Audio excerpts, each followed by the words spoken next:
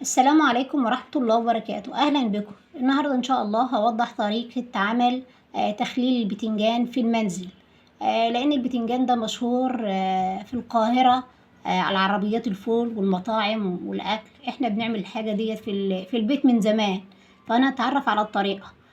بنجيب البتنجان اللي هو الصغير الجميل ده، بيقولوا عليه بتنجان عروسي.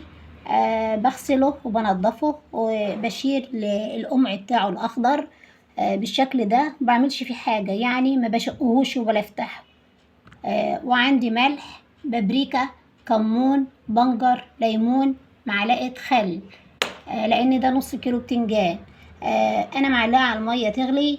هروح اسلقه، احط الملح والتوابل ديت واسلقه، ونشوف بعد سلق ان شاء الله هيتخلل ازاي. المية مغلية بالشكل ده، بحط معلقة الخل. بعد كده بحط الملح والبهارات والليمون. الليمون اخليه الاول.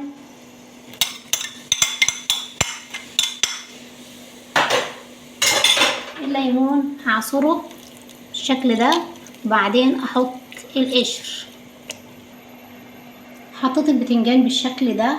وليه انا ما بشقش البتنجان عند السلق؟ علشان ما يشربش الميه ويبقى مبعن الميه، عاوزاه يبقى ناشف وحلو بالشكل ده.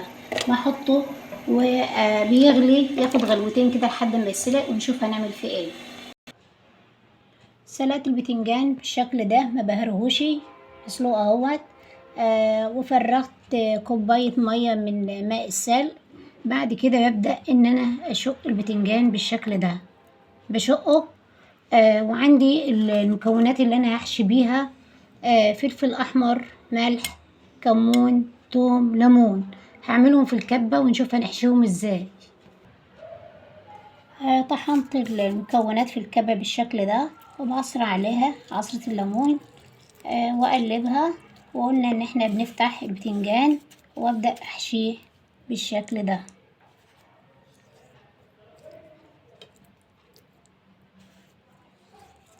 احشي كله بالشكل ده. بعد ما حشيت البتنجان بالشكل ده، بعصر عصرة ليمونة. لو انا هاكله في خلال يومين ولا حاجة، ممكن احط عليه معلقة خل. لو انا هقعد عندي في التلاجة عاملة كمية كبيرة، بحط من ماء السلق يقعد عندي 10 ايام في التلاجة. احطه في قلب علبة وبغطي عليه. وده طريقتي في تخليل البتنجان. والسلام عليكم ورحمة الله وبركاته.